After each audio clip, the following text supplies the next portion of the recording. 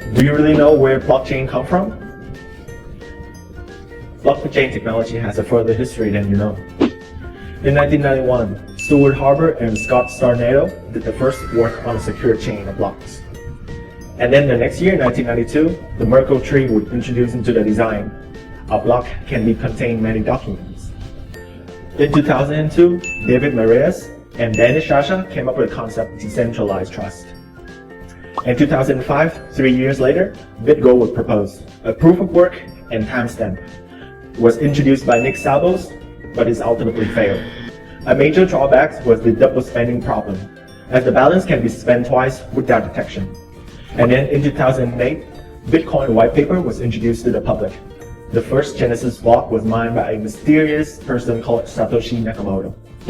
There are many theories that the foundation of Bitcoin internet money come from many computer scientists, self-described as cyberpunks, from David Chum, Nick Szabos, Hal Finley, to Dorian Satoshi. Let's just say that Bitcoin is the backbone technology of the cryptocurrency as we know today. Thanks to all the pioneers that offers the technology to give the power to have a better financial outlook in the future.